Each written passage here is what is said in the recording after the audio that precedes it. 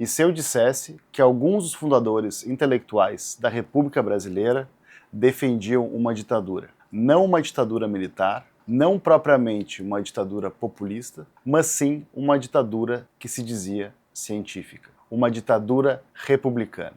Ou seja, alguns dos fundadores da nossa república acreditavam justamente nesse curioso aspecto de criar uma ditadura antipopulista, na verdade, que seria essa ditadura focada então nas ideias do Auguste Comte, do famoso filósofo francês. Eu já falei em alguns vídeos aqui sobre positivismo, mas hoje a gente tem um evento especial, que é o lançamento do meu livro, A Era Cientificista, História Intelectual do Positivismo no Brasil, no recorte de 1870 até 1904. Então eu estou preparando uma série de vídeos para tratar exatamente dessa obra, que demorou então 9 anos para ficar pronto. 9 anos porque eu entro no meu segundo doutorado em filosofia na PUC do Rio Grande do Sul em 2017 e o livro está saindo apenas agora no comecinho de 26. Então eu estou muito feliz com o resultado, o livro está lindo e eu vou falar bastante dele aqui no canal, tanto no Instagram quanto no YouTube. Mas voltando aqui para o nosso ponto, talvez o que mais tenha me chamado para esse tema é a questão da ditadura.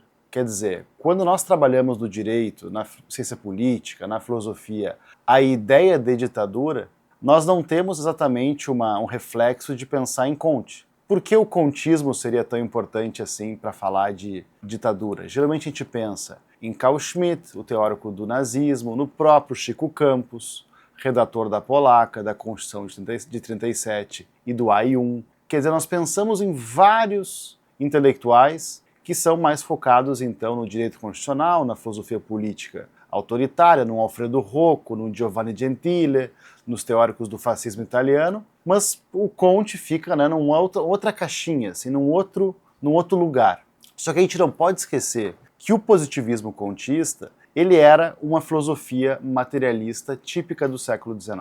Ou seja, na época de Marx, de Proudhon, dos grandes pensadores materialistas, Marx dentre eles, fundador do materialismo histórico, existiam outros materialismos. O positivismo contista ele já apostava numa mudança da sociedade ordenada pelos homens e mulheres, pelas pessoas. Ou seja, a retirada do divino como um elemento fundador da sociedade. Mas voltando aqui para a terra, voltando aqui para uma análise um pouco mais terrena, quando a gente fala em ditadura republicana e política científica, nós estamos tratando com dois conceitos. Que a república tem que ser feita, no caso do Brasil nós vivíamos numa monarquia no 19, e essa república tinha que ser então autoritária mesmo.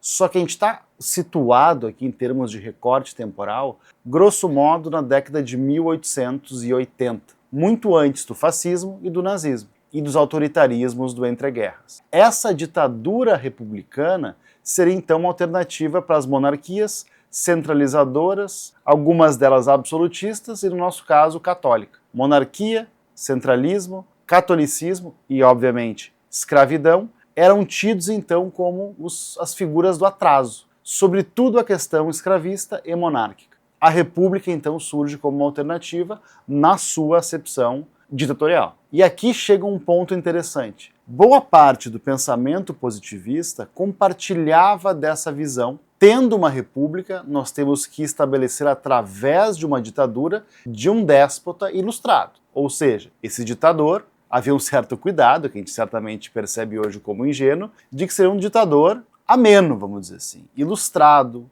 um ditador esclarecido, austero, não corrupto, obviamente, que protegesse então uma série de princípios, para que se fizesse então uma relação de ordem, progresso, fraternidade, amor ao próximo, altruísmo, etc. A gente vê hoje que essa formatação filosófica, ela é uma quimera, ela é muito ingênua para ser até bem simpático com o pensamento do Comte. Mas o que nos importa aqui é que essas ideias tiveram um lugar na história do Brasil. O conceito de ditadura republicana ele é conjugado com outro, o conceito de política científica. A política científica, na verdade, seria uma política guiada pela razão, pela ciência, por uma objetividade científica, que na verdade é uma política antipolítica. É uma política sem parlamento, sem discussões de tribuna, sem os elementos do que a gente entende como típicos de uma democracia liberal, seja parlamentar ou presidencialista.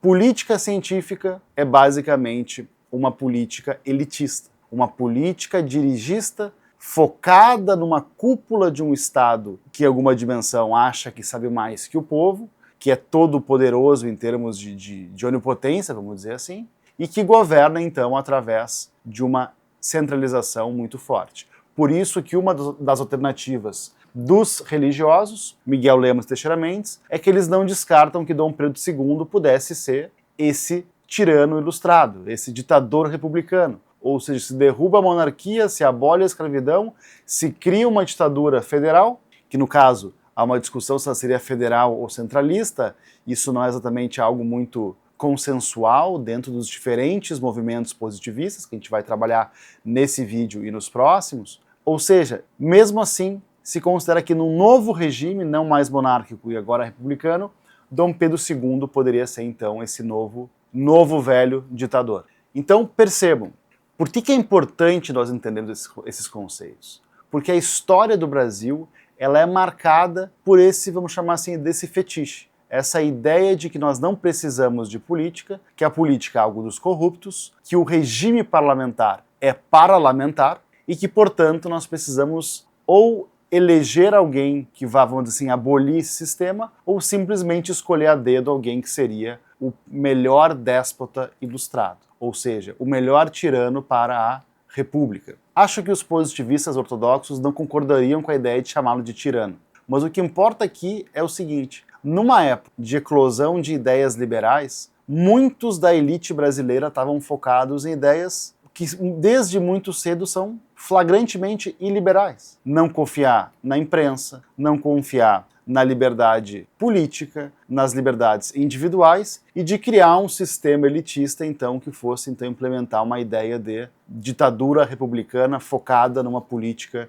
que se percebia como científica. Então no meu livro, No Era Cientificista, eu procuro entrar nesses pontos. Como é que essas ideias, que desde muito cedo, no sentido de que desde muito cedo, antes do entreguerras, já possuíam então uma formatação iliberal clara. E no próximo vídeo eu vou tratar então de como que eu cheguei nesse tema de tese, tema de livro, que trabalha então como dois conceitos podem ser explicados em mais ou menos aqui 300 páginas. E de como isso vira depois um produto pronto e acabado aqui pela editora do Senado. Então eu agradeço aqui especialmente ao Fabrício, ao Rafael da editora do Senado, da Tatiana também e de todo o staff do Senado, que fizeram então possível esse livro, que me causa muito orgulho, com a apresentação do senador Randolfo Rodrigues e também do meu colega de departamento, o professor Roberto Hofmeister-Pich, e do professor da USP, o Arnaldo Godoy, que assinam então a apresentação e prefácio dessa obra. Então nos próximos dias o livro vai estar no Senado, na livraria,